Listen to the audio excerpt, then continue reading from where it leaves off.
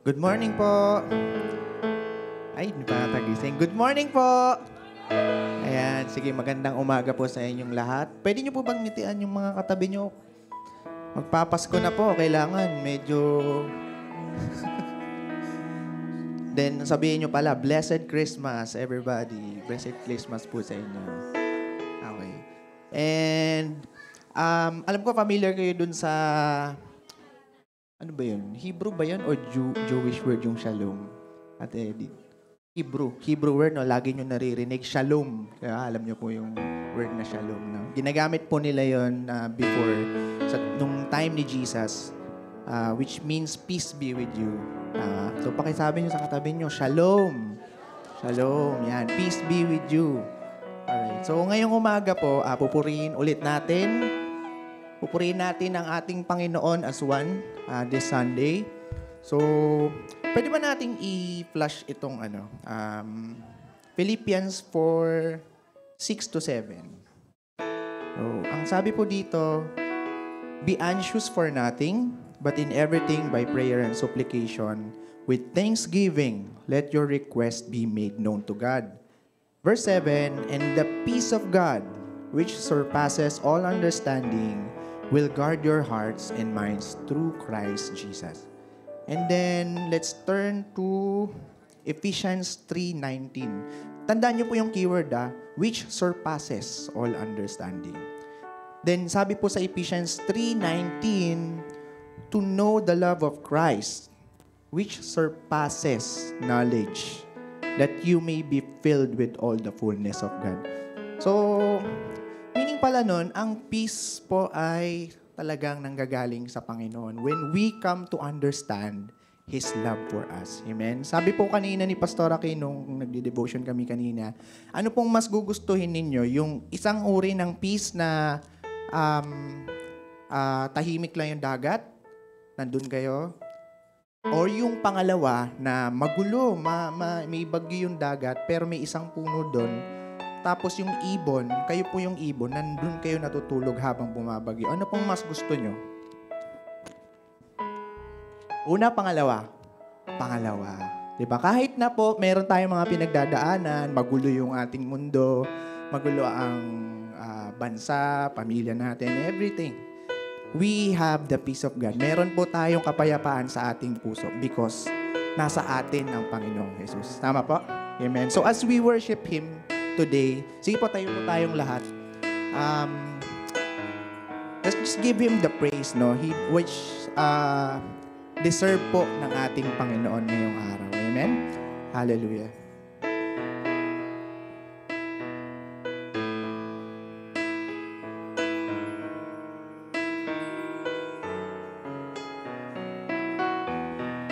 Ikaw lamang kailangan, pag-ibig mo walang hanggan, sapat ang iyong biyaya sa bawat sandali. Ikaw ang lahat sa akin. Awitin po natin.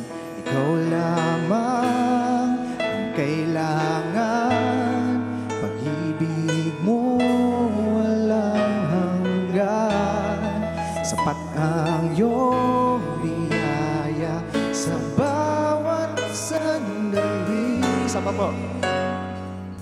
Ikaw ang lahat sa akin, ikaw lamang ang kailangan, pag-ibig mo walang hanggan, sapat ang iyong biyaya sa bawat sandali. Ikaw ang lahat sa akin. Hallelujah! Totoo, Panginoon, kayo lamang po ang kailangan namin sa aming buhay.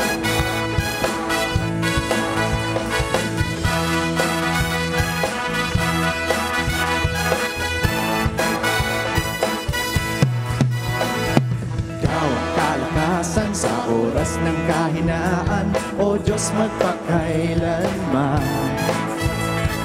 Ikaw ang siyang saligan ko, maogat siyang kublihan ko, O Diyos, magpakailanman. Ikaw lamang ang kailangan, pag-ibig mong walang hanggan.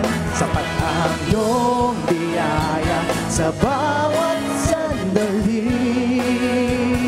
Ikaw ang lahat sa akin, ikaw lamang ang kailangan, pag-ibig mong walang hanggan. Sapat ang iyong biyaya sa bawat sandali. Ikaw ang lahat sa akin. Thank you, Jesus.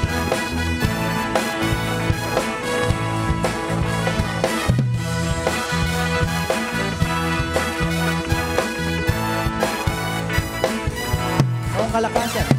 Ikaw ang kalakasan sa oras ng kahinaan, O Diyos, magpakailanman, magpakailanman. O Diyos, magpakailanman, ikaw lamang ang kailangan, pag-ibig mong walang hanggan. Sapat ang iyong biyaya sa bawat sandali. Ikaw ang lahat sa akin, ikaw lamang ang kailangan, pag-ibig mo walang hanggan. Yes, Lord, sapat ang iyong biyaya sa bawat sandali. Ikaw ang lahat sa akin. Thank you, Lord, sa kalakasan, Lord.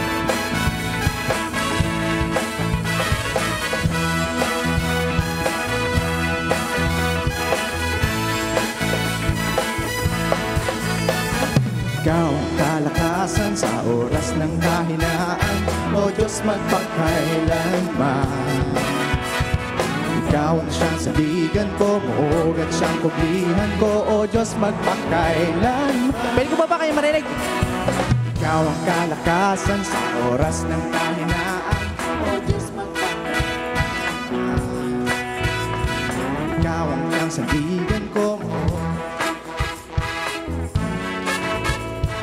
Dito naman po. Ikaw ang kalakasan sa oras ng kahinaan, O Diyos, magpakailanman. Ikaw ang siyang sabigan ko, muog at siyang kublihan ko, O Diyos, magpakailanman. Dito naman po.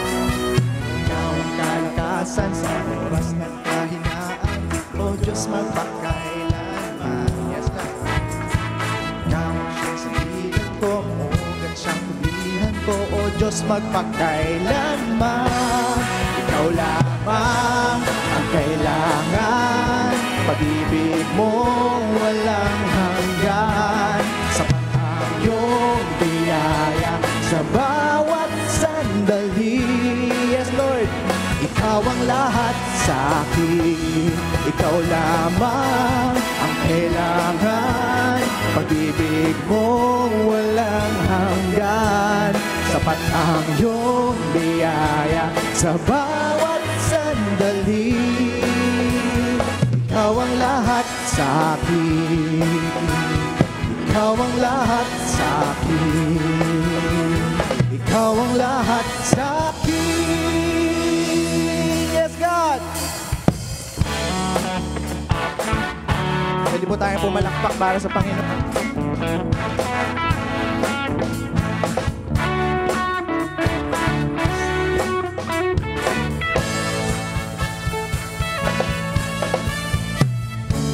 Walang katulad ang iyong presensya.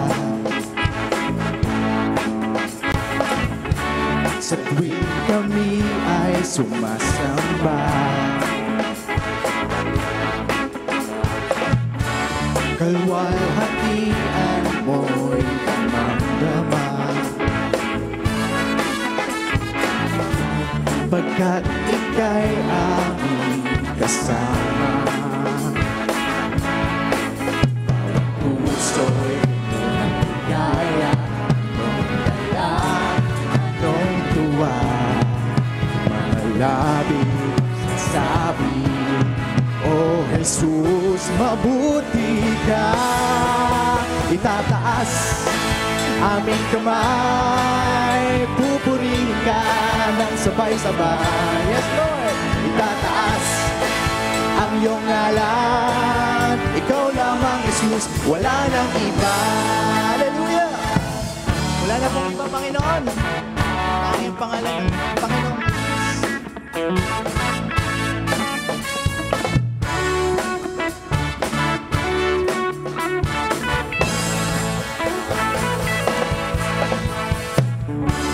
Walang katulad ang iyong presensya. Sa tuwing kami ay sumasamba, kalwalhatian mo'y mamama. Pagkat ika'y aming kasama, puso'y puno ng ligaya, itong dala, itong tuwa. Mamalagi magsasabi, Oh Jesus, mabuti ka. Itataas aming kamay, pupurihin ka ng sabay-sabay. Itataas ang iyong ngalan, ikaw lamang, Jesus, wala nang iba. Yes, Lord! Itataas aming kamay, pupurihin ka ng sabay-sabay. Hallelujah! Itataas ang iyong ngalan, ikaw lamang, Jesus, wala nang iba. Bawat puso puno ng ligaya, anong dala, anong tuwa.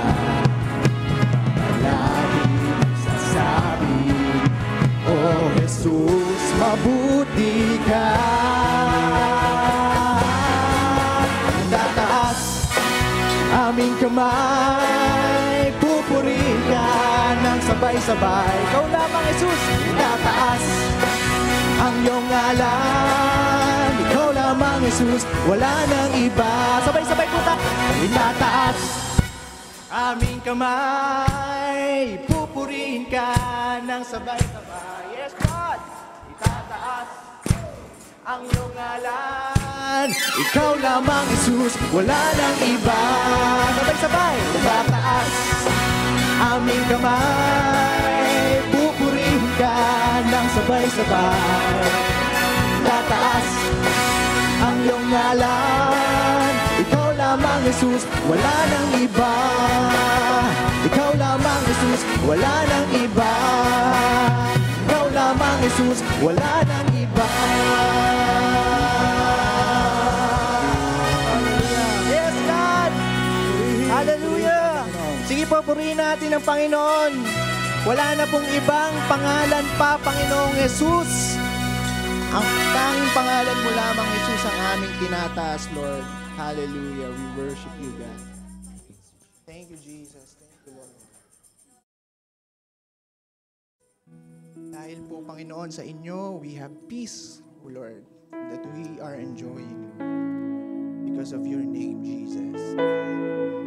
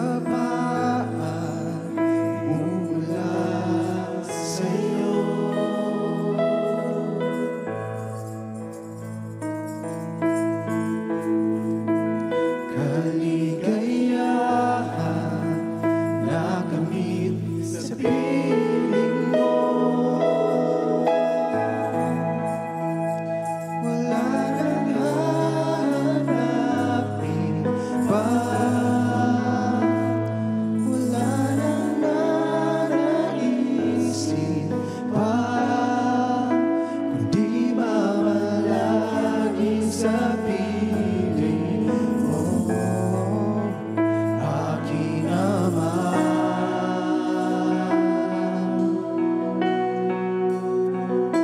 Wala nang papantay sa'yo,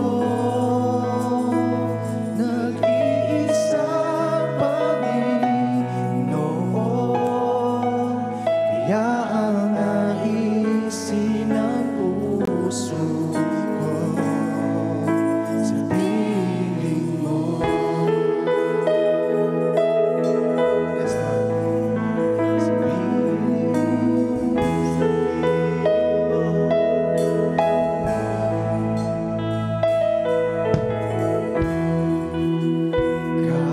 Kapayapaan mula sa'yo.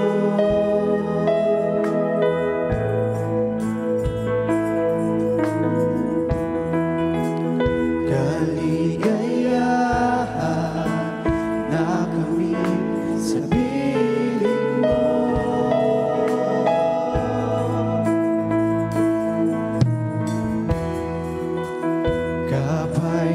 Kapayapaan mula sa'yo.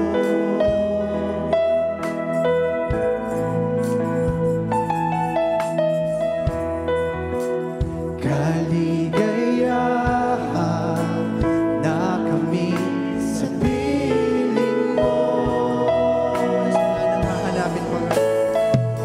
Wala nang hahanapin pa. Wala nang nanaisip pa, kundi mamalagi sa piling mo, aking Ama.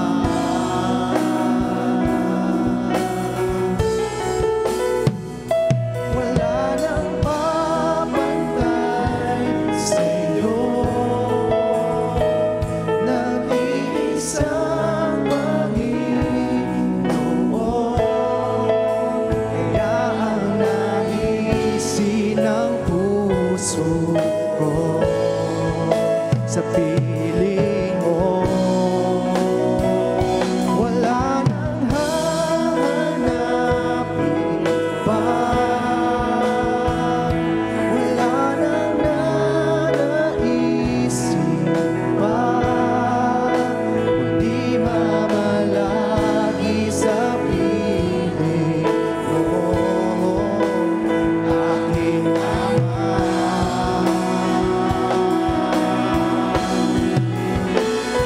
Wala nang papantay sa'yo,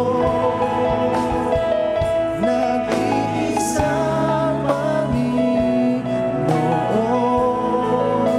kaya ang naisin ng puso ko, kaya ang naisin ng puso ko, kaya ang naisin ng puso ko sa piling mo. Yes, God. Okay, sabay po tayo. Itataas kita,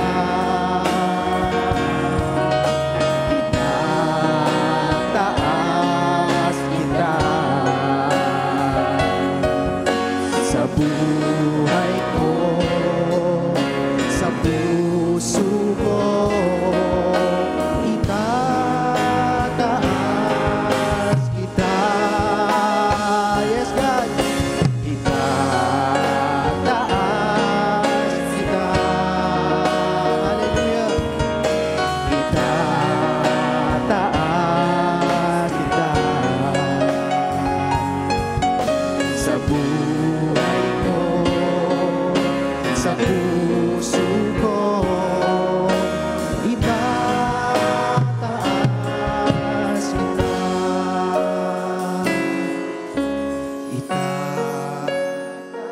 Taas po natin ang Panginoong Hesus.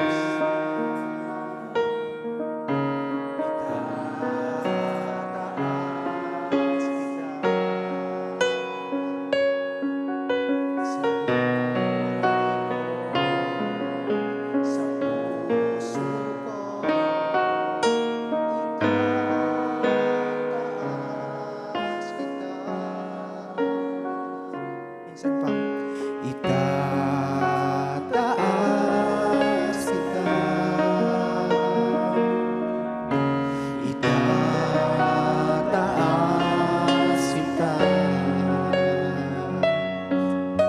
sa buhay ko, sa puso ko, itataas kita. Saan pa? Itataas kita. Yes, God. Itataas kita. Sa buhay ko, sa puso ko, itataas kita. Itataas kita. Wala nang iba, Panginoon. Itataas kita. Sa buhay ko, sa puso ko, itataas kita. Sa buhay ko, sa buhay ko, sa puso ko, itataas kita. For the last time. Sa buhay ko, sa puso ko, itataas kita.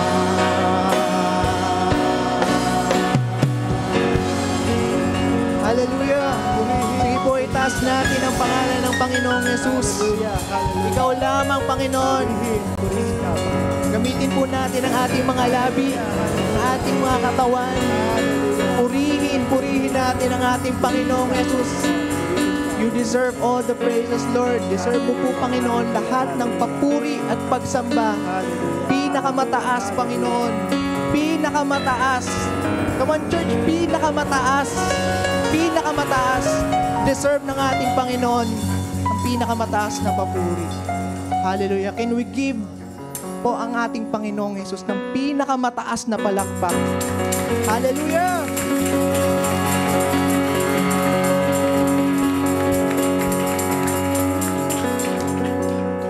Amen. Hallelujah. Sige po, itaas po ulit natin yung kamay po natin. Lord, maraming salamat po, Panginoon, sa isang pagkakataon po ulit na kami as a church, Lord God, ay mag-gather in your presence, Lord. Lord, maraming salamat po because we know, oh Lord God, thank you. Thank you, Lord, because today we are able po, Panginoon, to bless you by lifting our hands, Lord, giving praise through our lips, Lord God. And Lord, thank you because of the work of our Lord Jesus Christ. Lord, our hands po, Panginoon, ay nakakagawa po ng mali, Lord. Our mouths po, Panginoon, says profane things, wrong things. But Lord, thank you because of the work of our Lord Jesus Christ. Everything that we did today, Lord, you accept it. Thank you, Lord. And thank you, Lord. Thank you po, Panginoon, dahil iba-iba po kami ng mga pinagdadaanan po namin. Iba-iba po kami ng mga struggles po namin sa buhay po namin. But Lord, maraming salamat because you accept us po, Panginoon, as your beloved, O Lord God. And Lord, thank you. That's the reason why po, Panginoon, we want to exalt you today, O Lord God. We want to bless you.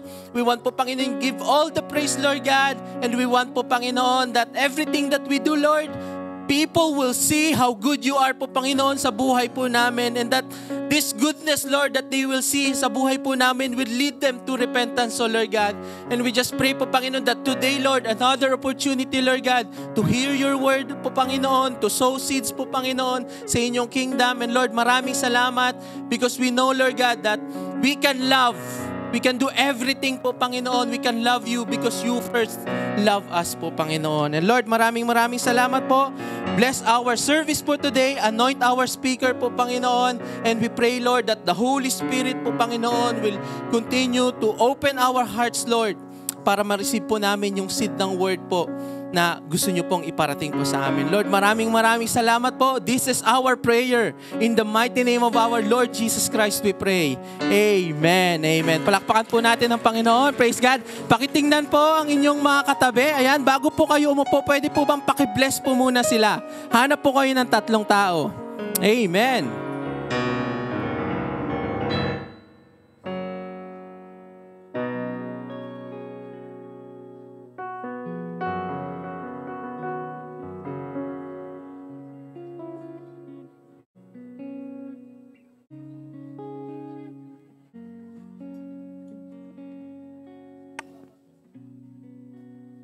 Amen. Ayan po, sa lahat po ng mga nandun pa po sa likod, meron po pong ibang available seats dito. Kung wala po kayong kasama, ayan po, marami po kayong makakasama dito sa may bandang harap. Lapit lang po kayo dyan. Lapit lang po kayo dito. Ayan. Praise God. Ayan, pakitingnan po ang inyong mga katabi. Pakipakita naman po yung pinakamagandang ngiti nyo sa kanila ngayong araw. Amen. Praise God. Welcome po to Marikina Foursquare Gospel Church, and we are the church that follows Christ and makes followers of Christ. So, ayan, praise God po, no? At nandito po tayo muli ngayong araw, and also, we would like to grab this opportunity to welcome po if there are first-timers or second-timers po tayong nandito ngayong araw. Pwede po bang pakitaas lang po ng kamay dito sa left side, right side ko po. Ayan, meron po ba tayong first-timers, second-timers? Ayan, dito po sa gitna. Hello po, welcome po. Ay, okay, parang familiar. Okay, welcome brothers and sisters. Okay, dito po sa left side po natin. Meron po bang first-timers, second-timers? Ayan. Ayan, kung wala na po, ayan po, sa lahat po ng first-timers po namin, nahawa po, hindi ito yung first and last na makasama namin kayo ngayong araw. And welcome po. Mamaya, meron po kayong, lalapitan po kayo ng PC team po namin. Alright, so ngayon po, darako po tayo sa ating, and also po, sa lahat po ng mga nanonood sa ating live stream, pakitype lang po dyan. Kung first time nyo po ito, ay I am new here.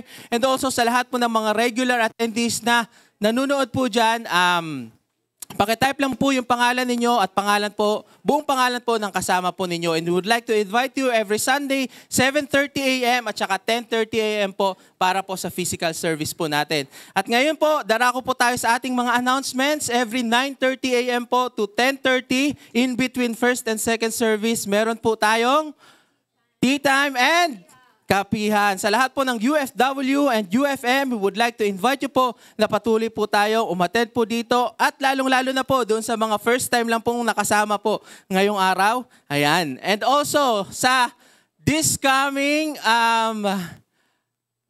Christmas at MFGC. So, schedule po natin ito sa ngayong darating po ng mga holidays po natin. Amen? So, next week po, syempre, Sunday, may simba po tayo. But, also sa December 25 po, 10 a.m., okay? Habang bago nyo po initin ng pangalawang beses yung spaghetti po ninyo, magsimba po muna tayo sa Pasko. Amen po ba? Amen. We will celebrate po, not necessarily the exact date of birth ng pagdating ng Panginoong Jesus natin, but the significance po, bakit po siya dumating dito po sa atin. Amen? At ayun po, 10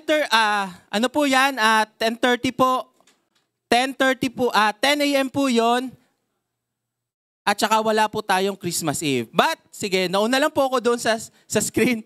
Meron po tayong Sambang Pasko starting tomorrow. Okay, sa lahat po ng mga pagkatapos po pumasok, pagkatapos po magtrabaho, we would like to invite you po 7 p.m. Okay, 7 p.m. po bukas hanggang 8 p.m. lang po ito, Sambang Pasko po natin. Okay? Pakisabi po sa inyong katabi, see you tomorrow.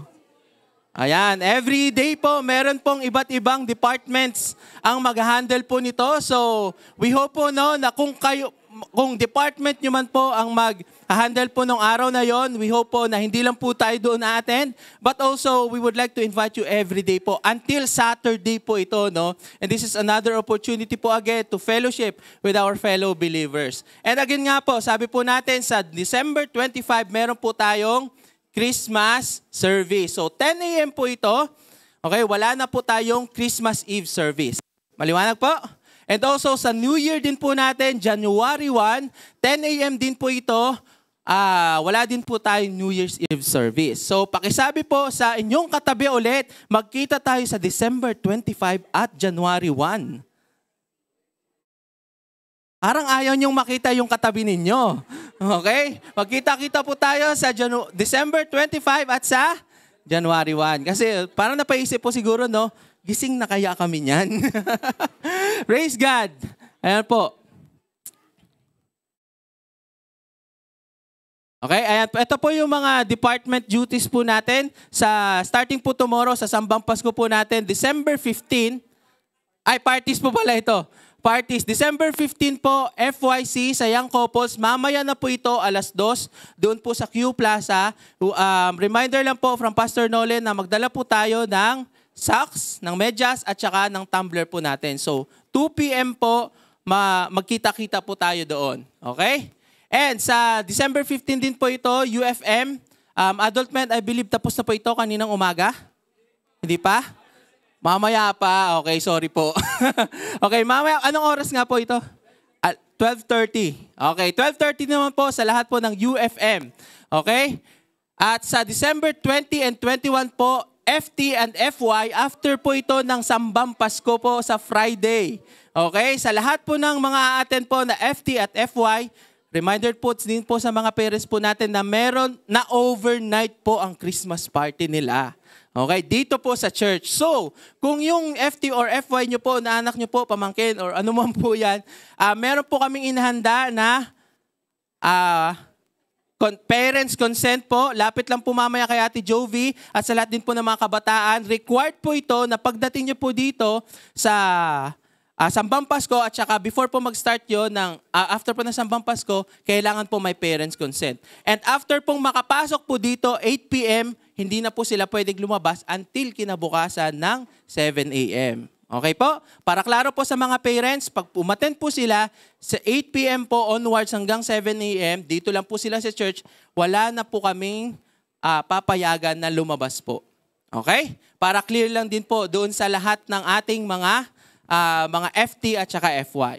Alright? At also sa FCM naman po sa December 21. Okay? December 21 po ito. Morning naman po ito. I think 8:30 po ito or 9. Okay? Basta morning po ito. After po ng FY, sila naman po pagka December 21. And then sa UFW naman po, FSY pala, after ng Sambang Pasko naman sa December 21 din. Okay? December 21. After po yung Sambang Pasko. At sa December 21 din po, ang dami po nag-Christmas party ng 21. UFW ay before Sambang Pasko. Tama po ba?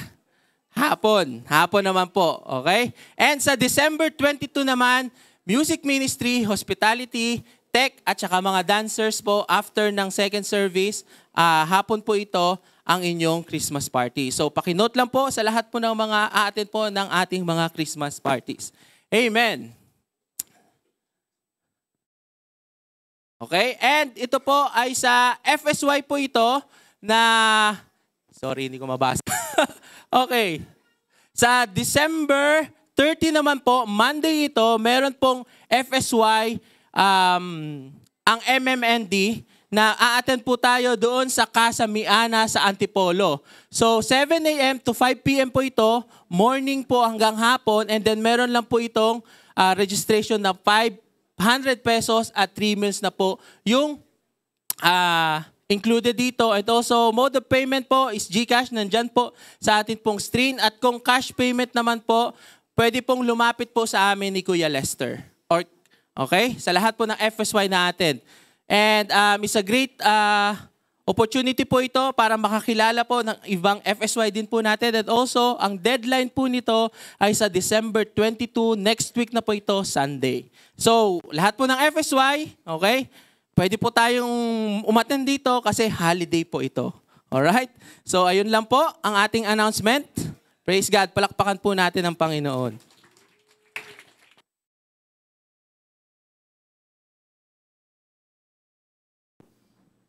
Hello. Muhammad daw. Dudugtungan ko lang po yung announcement sa UFW. Sumingit pa, no? Ano po, yung UFW po, Christmas party natin ng 21, 3:00 po.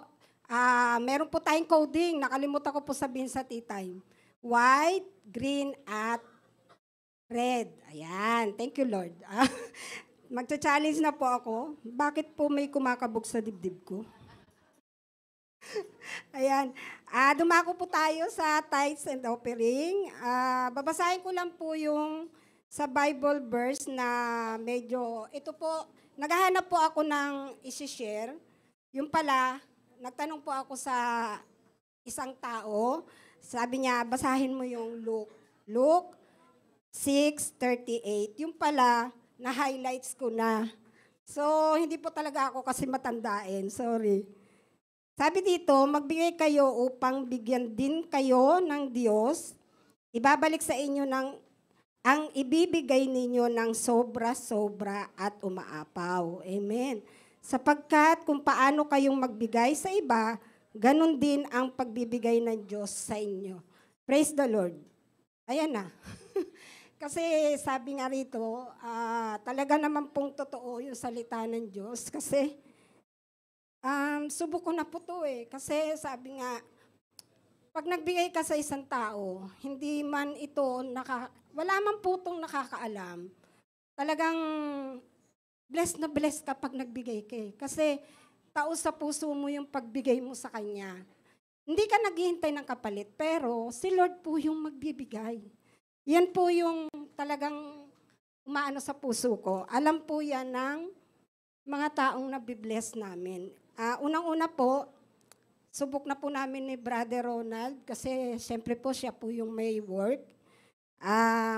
Yung tithes po namin, tithes po niya, nakalaan na po yun. Pag sinabi po niya na, Ma, eto yung tithes ko, itatabi ko na. Yung heart namin, heart niya talagang nandun mula nung nasubukan niya si Lord. Na sa kabila nung sitwasyon niya, gusto ko lang pong i-share na alam naman ninyo yung sitwasyon niya na sa health niya, sa kabila ng health niya, patuloy po siyang binibless ni Lord. Hindi ko mo may sakit ka, hindi ka na-bless. Diba po? Kasi meron pong ginagamit yung kalaban para ikaw mapanghinawa, pero hindi po.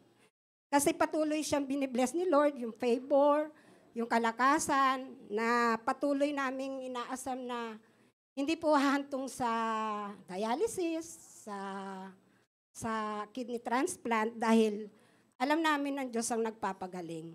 Yun po. Kaya, yun po, tayo po'y magbigay, lalo na po ngayong magpapasko, marami po tayong i-bless. Yan. Unang-una, i-bless natin si Lord. Sige po, yung mga deacons, deaconess, tinatawagan ko po. Tayo po'y manalangin. Lord, thank you, Lord, O God, sa mga biyayang ito na ibinibigay mo sa amin, na patuloy mo pong ibinibigay, sa kabila ng mga problema, Panginoon, patuloy na ikaw po ang nandyan upang kami gabayan, Panginoon. Itong mga biyaya mo na ito lamang, Panginoon, sa favor mo, sa protection, Panginoon, ay talagang biyaya na po para sa amin, O God. Salamat po, ibinabalik po namin ang mga biyayang ibinigay mo, Panginoon. Pagpalain mo po ang mga tao na patuloy na nagbibigay sa iyo, Panginoon. We praise you, Lord God, in Jesus' name. Amen.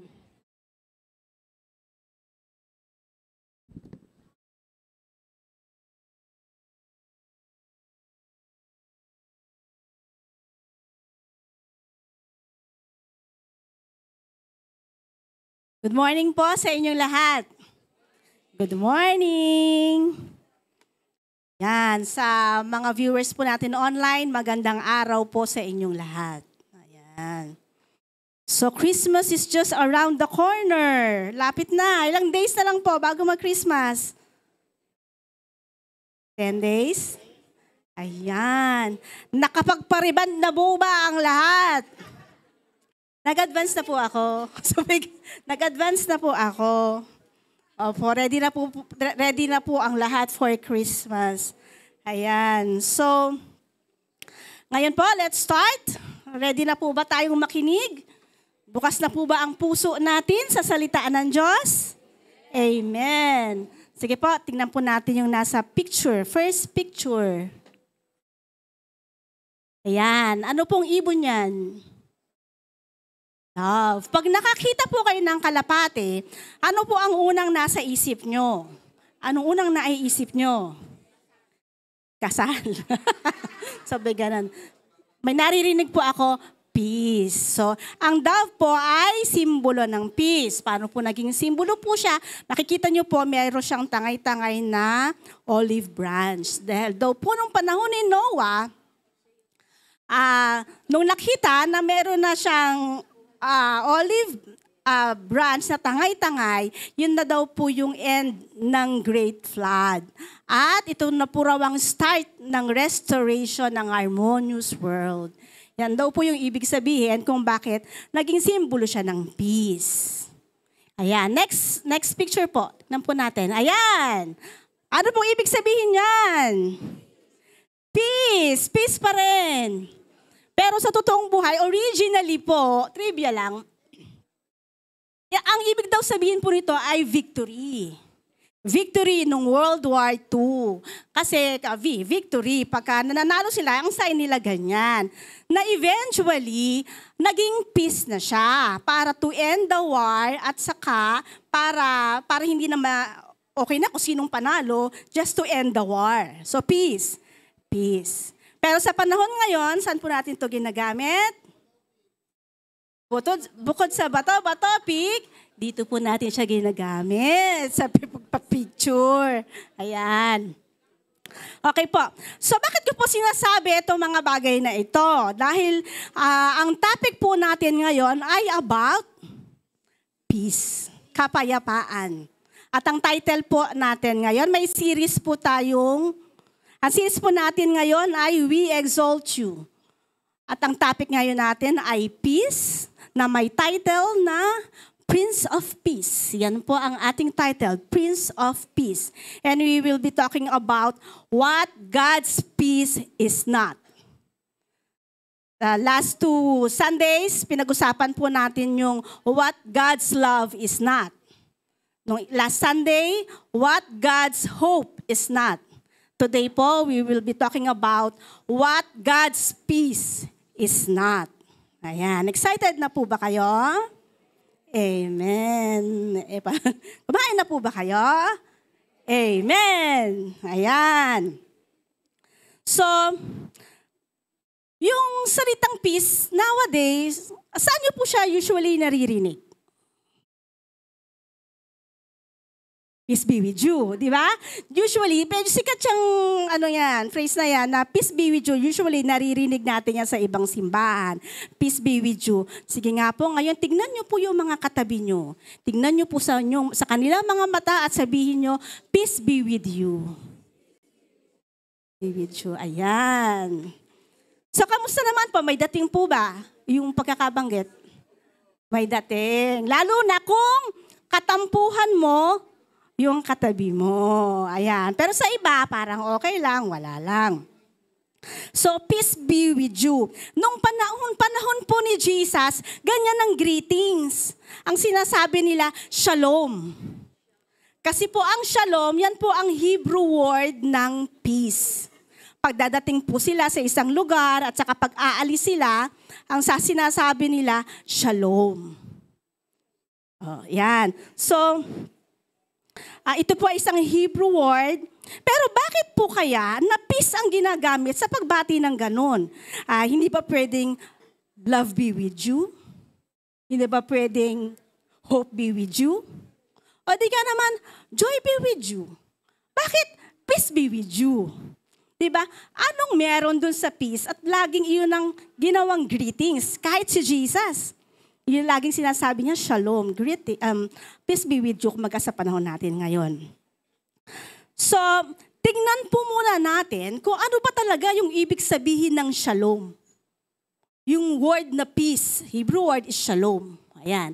Ang ibig sabihin po ng shalom ay completeness, wholeness, yung kabuuan ng ating pagkatao, yung ating welfare, ang ating well-being, completeness in number, safety, yung safety natin, yung soundness in body, kasama na yung soundness of mind. Yung welfare natin, health, prosperity, kasama rin din po dyan. Yung health, kasama din po dyan sa shalom. Quiet, tranquility, contentment, peace, friendship of human relationship. Tapos friendship with God, especially in covenant relationship. Peace from war. So ang dami-dami pong ibig sabihin ng shalom na kung isipin nyo, napakayaman ng salita. Napakayaman ng salita dahil ang dami niyang ibig sabihin na puro magaganda. Di po ba? Shalom. Sige nga po, sabihin niyo nga po ulit, tignan niyo muna yung mga katabi niyo. Pagkatapos isipin niyo po yung ibig sabihin ng shalom, yung binanggit natin ganyan. Tapos sabihin niyo po yun sa inyong katabi, shalom.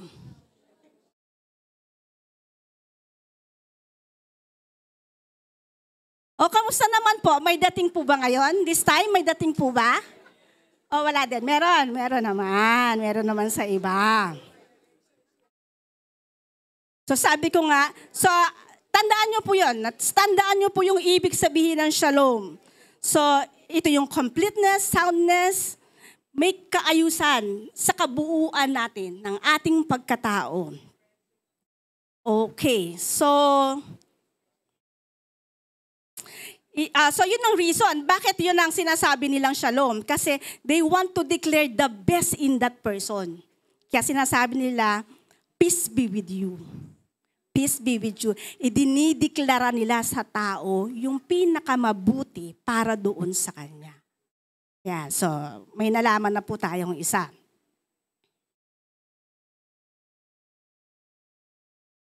Okay, so they are declaring shalom or wholeness in their whole being kasi nawala po ito nung nagkasala si Eva at Adan. Bakit peace? Kasi nga po, nung sa Genesis, nung nagkasala po si Eva at Adan, nawala po itong completeness sa tao. No, naging broken ang tao. Kasi nung time sa Genesis, sila po ay kumpleto. They are whole. They are not broken. Bakit? Kasama kasi nila doon si Jesus. They are in the presence of the Lord. Si God. Kasama po kasi nila sa Garden of Eden si God. So they were complete. They are perfect. They have this perfect peace in them because they have with them si God, kasama po nila. Nasira lamang at nawala ang peace ng tao nung nagkasala nga po si Eva at Adan. Pero originally, ito po yung design ng Diyos sa tao. Yung wholeness, yun po yung design ng Diyos, yung peace, yung ma-experience ng tao, yung peace. Pero hindi naman doon natapos ang lahat. Siyempre, may solusyon doon si God. So, mababasa po natin sa Isaiah chapter 9 verse 6. Sabi po doon, "For to us a child is born, to us a son is given, and his name shall be called Wonderful Counselor, Mighty God, Everlasting Father, Prince of Peace." So, nandun po yung label, Prince of Peace. At ang pinapatukuyan po nito ay walang iba kundi ang ating Panginoong Jesus. So ipinadala ng Diyos ang kanyang anak na si Jesus para maging Prince of Peace natin. So ibig sabihin, kalooban po pala ng Diyos, kalooban ni God the Father na tayo ay magkaroon ng inner peace, ng shalom. Kalooban niya na tayo ay buo, hindi broken, prosperous, in good health, in good relationship with human, in good relationship with God. Iyon po ang kalooban ng Diyos sa bawat isa sa atin, ang magkaroon ng peace. Amen? So now po, let us discuss what God's peace is not. Ano ba? What God's peace is not? Okay, number 1. Peace is not the absence of troubles, of conflicts and trials and problems. Maliit, malaki. It is not the absence of troubles and trials. Peace is staying in the presence of God. Yung mananatili po tayo sa presensya ng ating Panginoon. Aminin po natin, life is not a smooth journey. Di po ba? Hindi naman all the time maalwan tayo, magaan, di all the time masaya. Hindi all the time ayahay ang buhay. Ang totoo, marami tayong struggles. Marami tayong mga challenges and storms along the way. Mga problemang malalaki, mga problemang maliliit, araw-araw po na i-encounter natin yan. Akala po ng iba, kapag magaganda ang post natin sa Facebook, parang wala na tayong problema. Wala na mga challenges, wala nang conflict sa buhay, at may peace na tayo. Ang totoo, hindi naman tayo nawawalan talaga ng problema. Mga alalahanin, mga takot po, mga fears. Kaya minsan po nga, hindi na tayo makatulog, diba, sa kaiisip. Isip tayo ng isip ng mga problema natin. Pero napakabuti po ng ating Diyos at hindi nakabase sa pinagdadaanan natin sa buhay para lang mag-experience natin ang peace. Hindi nakabase sa circumstance ng ating buhay ang pagkakaroon ng kapayapaan. May Bible character po na ang pangalan ay Gideon. Si Gideon, naririnig nyo naman na po yan siguro. Noong panahon po ni Gideon, sila ay sinakop ng mga Midianites. Bakit po? Kasi po, sila po ay gumagawa ng mga evil things in the eyes of God. Yung mga Israelita, gumagawa po sila ng mga evil things. Sumasamba sila sa mga Diyos-Diyosan.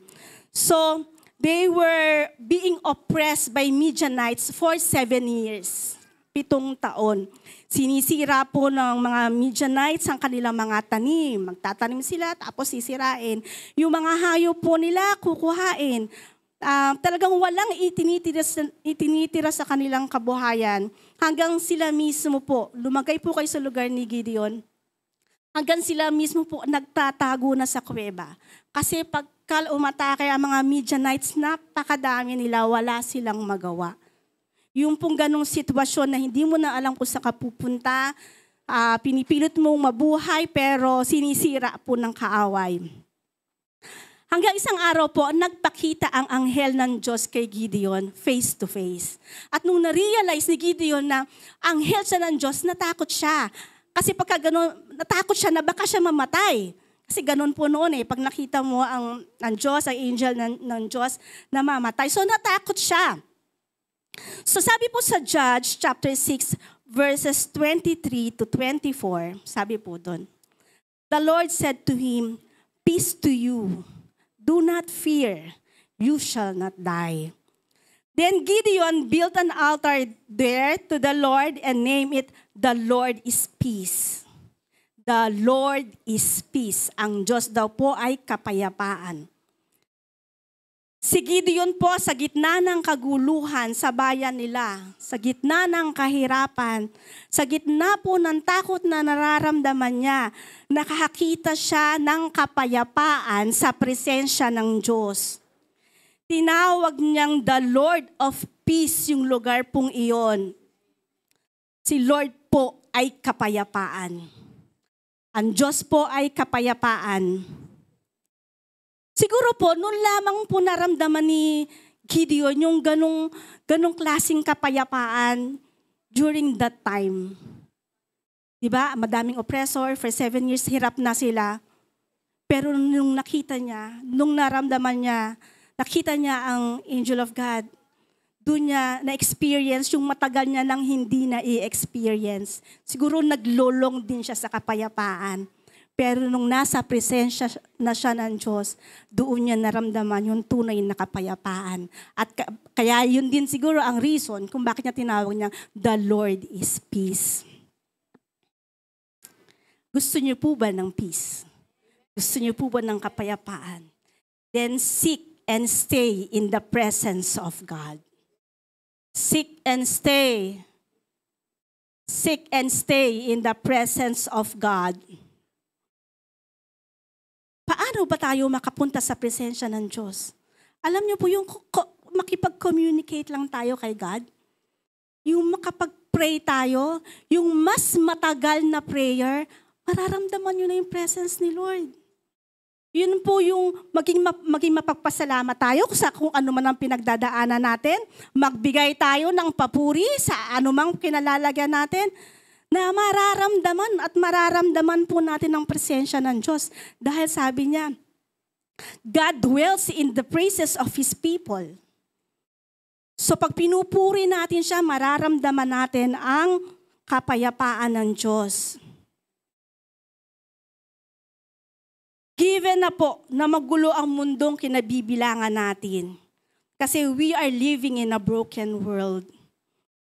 May mga problema sa pamilya, sa opisina, sa school. At kung saan may tao, for sure po may conflict yan. Kasi po, imperfect tayong mga tao. Pero ang tanong po, paano magkaroon ng kapayapaan sa ganitong mundo na ginagalawan natin? Ang sabi po ni Jesus sa mga disciples niya bago po siya mamatay, sa John 14 verse 27. Sabi niya po doon, "Peace I leave with you. My peace I give to you. Not as the world gives, do I give to you. Let not your heart be troubled, neither let them be afraid." Alam po ng Diyos na pag iniwan niya na po yung mga disciples niya, kagulo na yan. Kaya ito po yung sinasabi niya, "Peace I live with you." Kaya sinabi niya, yung peace niya po, iiwan niya sa kanila kahit siya ay mamamatay na. Physically, hindi na siya makakasama kasi magulo nga po ang mundo. Pero habang lumalapit tayo sa Diyos, mas lalo nating mararamdaman ang kapayapaan. Bakit? Because Jesus has overcome the world. Sabi po sa John 16 verse 33, "I have said these things to you, that in me you may have peace. In the world you will have tribulation, but take heart, I have overcome the world." I have overcome the world. Dito po sa mundo, marami raw tribulation. Ramdam naman po natin yan. Maraming paghihirap, pero ito po ang maganda. Napagtagumpayan na po ito ng ating Panginoong Jesus. Napagtagumpayan na po ito sa cross. Nung po siyang namatay sa cross. At mamaya po mas i-explain ko yan sa inyo further. Subukan niyo po na may dumating na problema sa pamilya, may naninira sa trabaho, sabayan pa ng kawalan ng pera.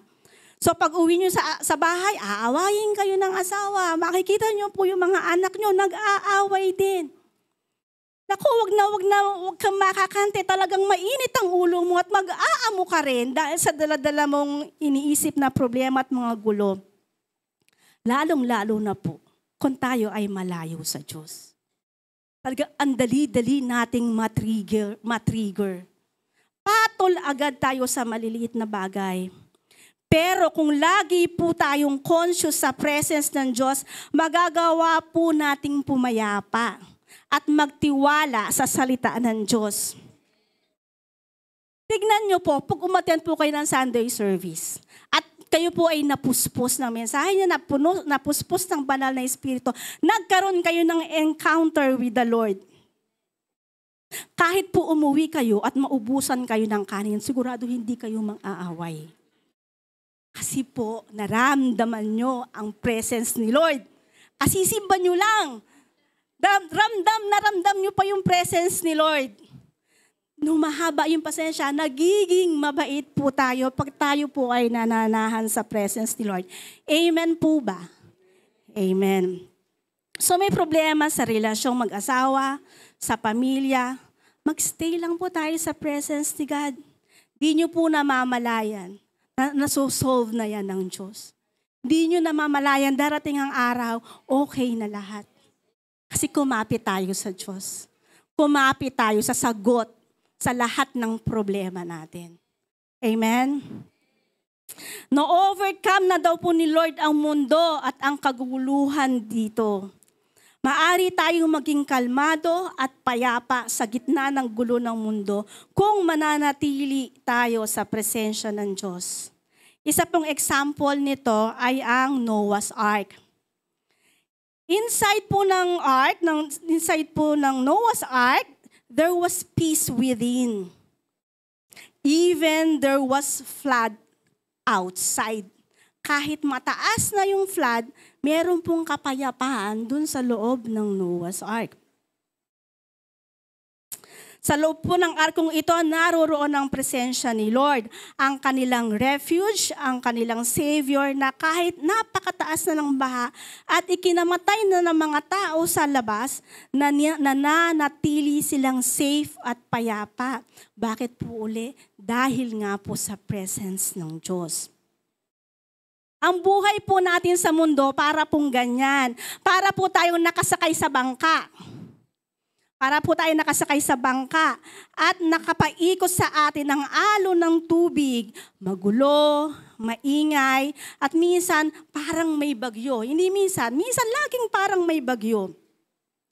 Pero kung hindi natin hahayaang makapasok ang tubig sa loob ng bangka, mananatili po tayong nakalutang. Kung hindi natin hahayaan ang chismis na pumasok sa atin, kung hindi natin hahayaang makapasok ang takot, ang mga worries in life, ang mga Judith, mananatili po tayong nakalutang. Kasi alam natin na hindi tayo pababayaan ng Diyos. Safe tayo sa presence niya. Amen po ba? Amen. Ngayon, nasa sa atin na po kung hahayaan natin makapasok ang tubig sa loob ng bangkang sinasakyan natin. At hahayaan nating malubog tayo sa tubig, sa gulo ng mundo. Malunod tayo, kaka-overthink. Malunod tayo dahil sa pag-iintindi ng problema hanggang sa magka-anxiety na tayo, magkaroon ng depression. O pipilitin natin na maging ligtas na nakasakay sa bangka dahil alam mong naroroon ang presence ni God. Kahit magulo yung paligid, huwag po nating hayaang mawala ang kapayapaan na ibinigay na sa atin ng ating Panginoon. Pwede po yun mangyari dahil meron po tayong Diyos. And remember, God is peace. Amen. Kahit sa gitna ng kaguluhan, maaari pa rin tayong maging buo, ligtas, kontento, payapa, dahil nasa sa atin ang kapayapaan. Okay pa po ba kayo? Amen. So, punta na tayo sa number 2. Peace is not being indifferent. Peace is being different through righteousness. Number 2, peace is not being indifferent. Peace is being different through righteousness. Ang indifference po ay yung parang wala na tayong care o wala na tayong simpatya sa ibang tao. Kaya sasabihin natin, ayaw ko ng gulo. Gusto ko ng tahimik na buhay. Gusto ko ng kapayapaan. So ang gagawin natin, dead man na lang. Silent war. We are becoming indifferent, nonchalant, wapakels, bala kayo dyan. Basta ako, tahimik ako dito.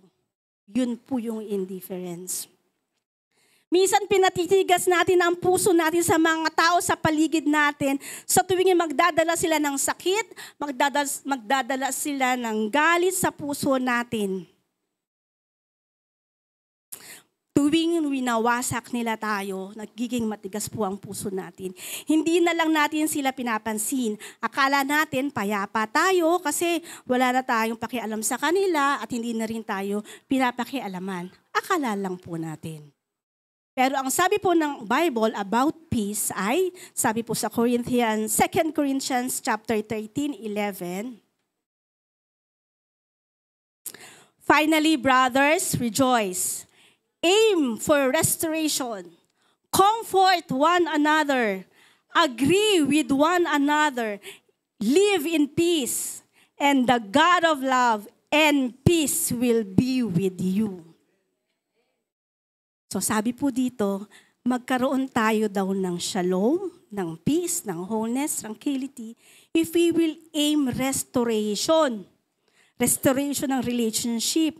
Comfort one another daw. be forgiving, agree with one another. Kung nagkakamali, aaminin. Magbati-bati, isettle ang mga disagreement. Hanggat hindi nasisettle ang mga disagreement, mahirap pong magkaroon ng peace. Diba ang ibig sabihin ng shalom ay peace with friendship in human relationship? Peace from war, peace from conflict. Minsan po kasi nga, pinapatigas natin yung puso natin kapag tayo ay nasasaktan na at nagalit. Nagiging kalus, parang namamanhid na. Pero alam nyo po ba na pag pinatigas nyo po ang puso nyo dahil ayaw nyo nang masaktan at hindi na kayo magiging manhid magiging manhid na kayo sa pain, sa heartache, sa hatred, nagiging manhid na rin po ang puso natin sa pagmamahal. Nagiging manhid na rin po ang puso natin na tumanggap ng pagmamahal. Kahit nagsusorry na, ayaw mo pa rin. Kahit alam mong gusto nyo nang nagbibigay na ng peace offering, ayaw mo pa rin. At hindi lang po yun, tumitigas na rin po ang puso natin tanggapin ang pagmamahal ng Diyos. At nahihirapan na rin po tayong magbigay ng pagmamahal sa ibang tao. Bakit po? Kasi nga po, matigas na yung puso natin. Hindi lang po siya sa galit tumitigas, pati sa love, tumitigas na rin po siya. Ang opposite kasi po ng love ay indifference. Akala natin, ang opposite ng love ay hate. Diba? Pero kasi the more you hate, the more you love. Kaya ka nga nagagalit sa asawa mo pagka umuwi ng gabi. Kasi love mo. Diba? Ang opposite po ng love ay indifference. Yung wala ka ng pakialam. Yung hindi mo na siya pinapansin. Yun po. Pag hindi tayo nagmahal, hindi tayo nagiging righteous po sa mata ng Diyos. Because God is love. We can have peace if we are doing the right thing with God and His people. Doon lang po tayo nagiging righteous pag tama na yung ginagawa natin. Nagkakaroon ng kapayapaan ang Kristiyano dahil kumikilos tayo ayon sa katuwiran ng Diyos sa paggawa ng tama. Righteousness. Dito po tayo naiiba sa mundo. Ang sabi po sa Psalm 85 verse 10, sabi po doon, steadfast love and faithfulness meet. Righteousness and peace kiss each other. Ibig sabihin po, lagi pong magkasama ang righteousness at saka ang peace. Hindi po tayo pwedeng magkaroon ng peace kung hindi tayo matuwid. Kasi gulo ang dala ng taong gumagawa ng mali. Nakakita na po ba kayo ng righteous na tao na aburido sa buhay? Laging nakikipag-aaway at nasa kulungan? Wala po. Kasi makatwiran yung ginagawa niya eh. Kasi tama sa mata ng Diyos yung ginagawa niya. At nagiging righteous lang po tayo kung tayo ay susunod kay Jesus. Kung tayo po ay magmamahal ng ibang tao. Doon lang po tayo nagiging righteous. Doon lang po natin nabibigyan ng kaluguran ang ating Prince of Peace. Sabi po sa Isaiah chapter 32 verse 17, ayan, sabi po doon, and the effect of righteousness will be peace. And the result of righteousness, quietness, and trust forever. Ando na naman si peace, nando na naman po si righteousness. Sabi po sa Isaiah 48 verse 18, oh, that you had paid attention to my commandments. Masunurin daw siya sa commandment ni God. Then your peace would have been like a river, and your righteousness like the waves of the sea. Nandun na naman po si peace and righteousness. Magkakaroon lang tayo ng totoong kapayapaan kung susunod tayo sa katwiran ng Diyos through righteousness sa paggawa po ng tama. Pero sa totoo lang po, Mahirap po maging righteous. Yung gawin yung mga tamang gawin na inuutos ng Diyos. Ano po yun? Mahirap pong mag-sorry. Mahirap ibaba ang pride. Mahirap, may mga taong mahirap na aminin yung pagkakamali natin. Mahirap magpatawad kung nasaktan tayo. At mahirap magmahal ng kaaway. Mahirap po ito, lalo na kung malayo tayo sa Diyos. But this is doable. Kasi po, meron tayong Prince of Peace. At kaya nating gumawa ng righteous things para sa ating kapwa. Magagawa lang natin na maging righteous kung haharap tayo at susunod sa ating Prince of Peace, si Jesus, na unang nagpakumbaba at unang nagpatawad sa atin. Siya po ang unang nagmahal sa atin. Kapag pinuno ng Diyos ang puso natin ng kapayapaan, ng grasya ng Diyos, kapag binuo na tayo ng ating Diyos, saka magagawa po natin ito. At kung matagal naman na po tayong Kristiyano, pwedeng vice versa.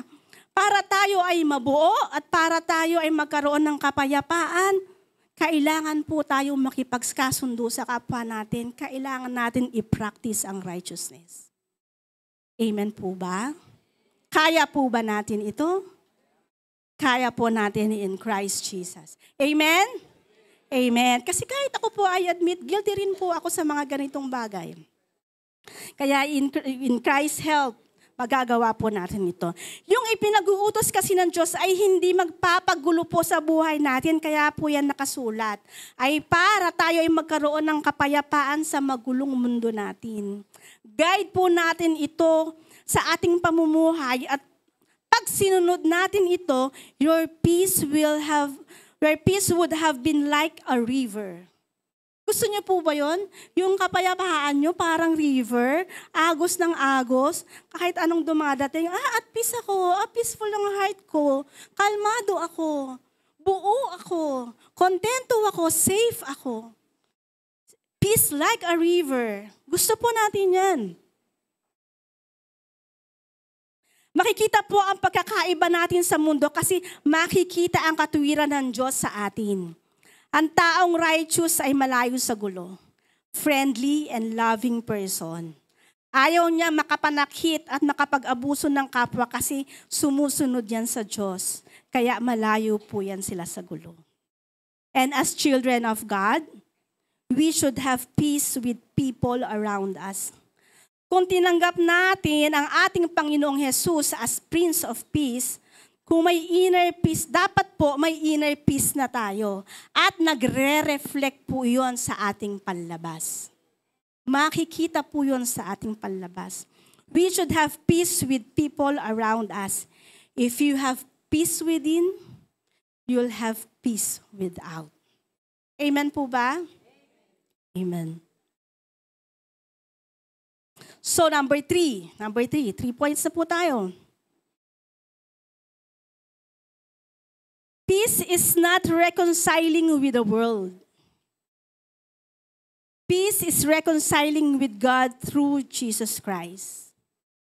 Peace is not reconciling with the world. Peace is reconciling with God through Jesus Christ. Ang kapayapaan po o ang peace, yan po ay madalas hinahanap ng tao. Agree po ba kayo doon? Pero bakit parang mahirap po itong hanapin? Sa panahon po natin ngayon, parang laging may gulo, may kulang, may kakapusan, may sakit, discontentment, may ingay ang social media, kanya-kanyang opinion, gusto lahat siya ang tama, ang mali, ginagawang tama. May gera sa iba't ibang bansa. At wag na din po tayo lumayo. Minsan, there are battles within us that we don't know how to resolve. Ang pinakamahirap na hanapan ng kapayapaan kapag sarili mo na po ang kalaban mo. Minsan, we are trying very hard to please other people. Nakikiayon sa kanila just to appease them. trying to gain their favor. We are competing with one another. Kaya po, hindi tayo makontento. At ang pinakamatindi, we are covering up from our own guilt. And the struggle is real. Lahat po nakaka-experience po ng ganyan.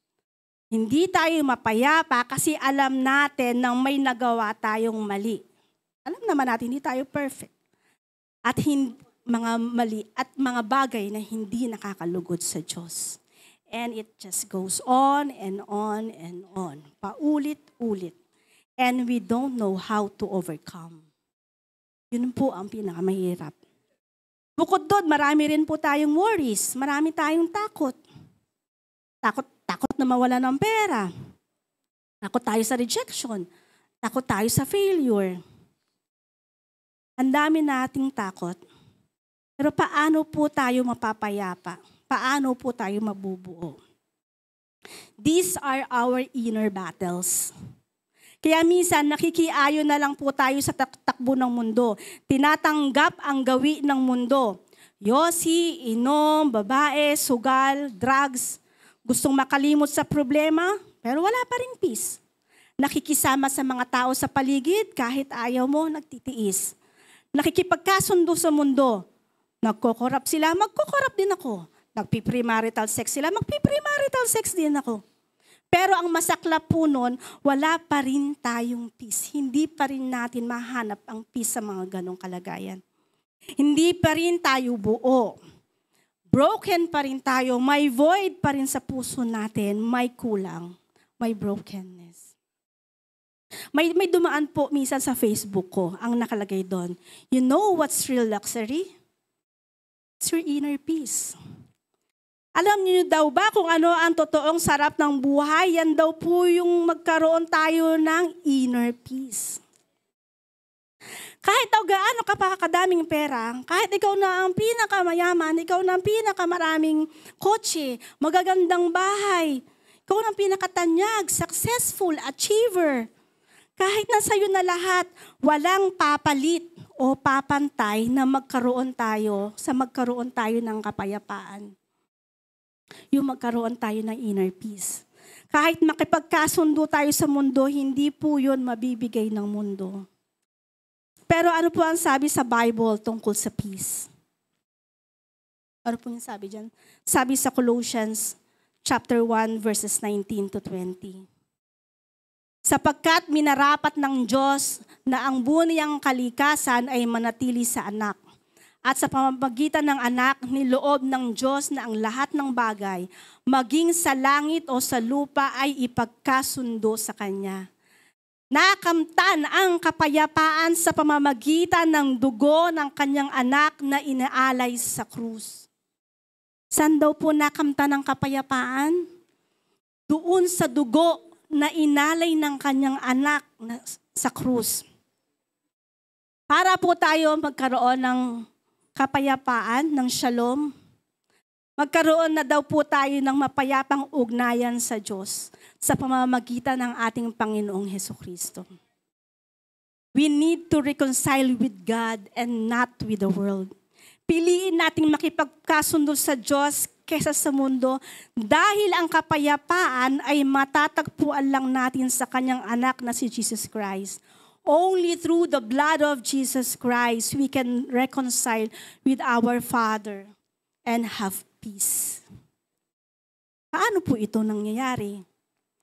How can we have peace through the blood of Jesus? Paano naging Prince of Peace si Jesus? Hindi po ba sabi ko kanina na wala po yung peace? Na wala po yung nagkaroon po ng brokenness dahil sa fall of man, dahil kay Adam and Eve. Ngayon po, ito po yung solusyon ng Diyos. Kaya namatay ang ating Panginoong Jesus sa krus ay para po ma-restore niya, maibalik po kung ano yung nawala. Maibalik po yung original plan ng Diyos sa pagkakalikha niya sa atin. So, ito po yung mga nangyari nung namatay si Jesus Christ sa cross. Kaya po tayo ngayon ay pwede nating ma-experience yung wellness, yung wholeness sa oras po, sa time natin ngayon. Number 1 po, ito po yung ginawa ni Jesus Christ. Jesus received the punishment due to our sinful acts that we might have peace, forgiveness, and reconciliation. Sabi po sa Colossians 2 verses 13, pwede po bang itong row na to, pakibasa po yung Colossians 2 verses 13. Sabay-sabay po tayo. Kayo 1, 2, 3. When you were dead,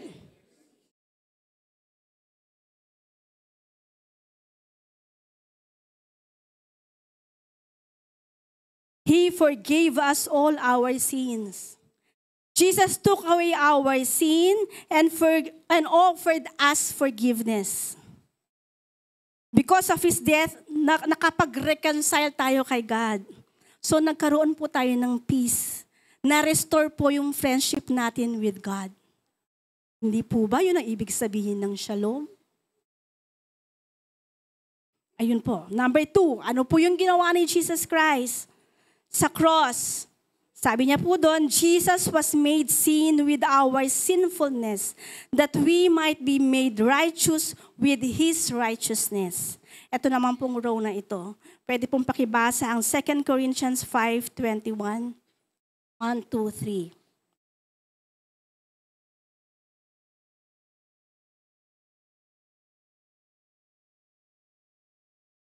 Of God. Dito naman po ni-restore ni Jesus yung standing natin sa Diyos.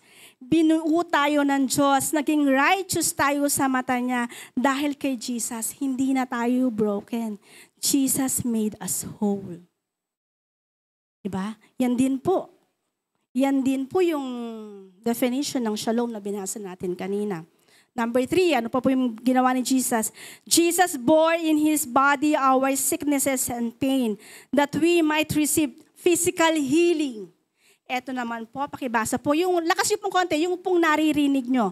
Isaiah 53 verse 5. 1, 2, 3, go.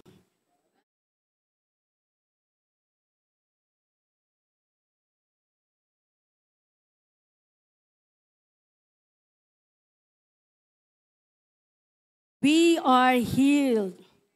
Jesus on the cross took away our sickness and offered us healing. Ni-restore din ng Diyos ang ating physical body, our health, para magkaroon tayo ng sound body.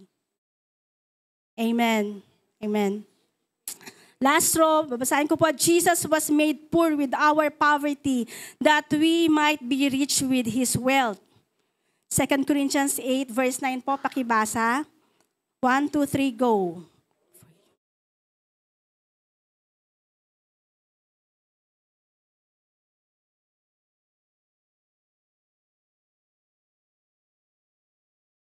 Yet for your sake He became poor, so that you by His poverty might become rich.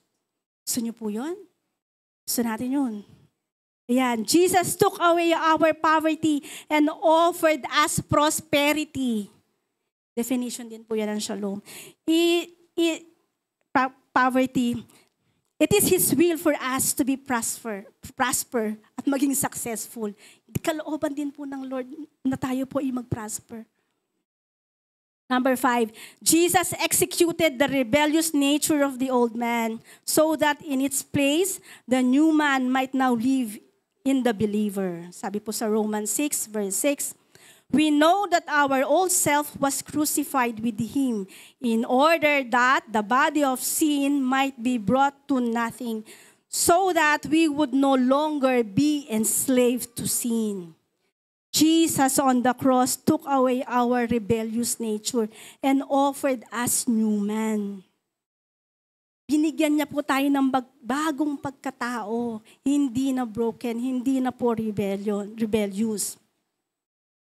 Meron po diyang graph, yan po yung summary ng ating binasa.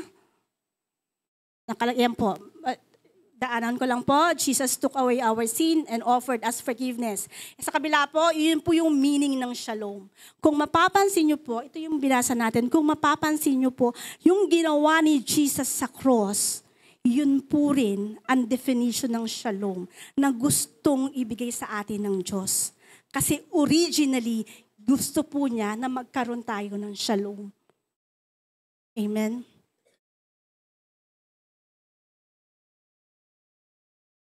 Jesus tasted death fully so that we might have life in all three phases. Spiritual, physical, and eternal. Kompleto. Buo.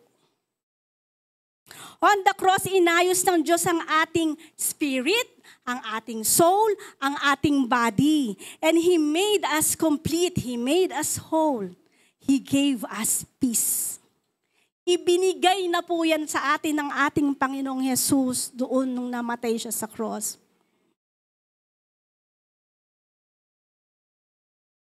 On the cross, through the blood of Jesus, He restored our peace. Kaya pala siya tinawag na Prince of Peace.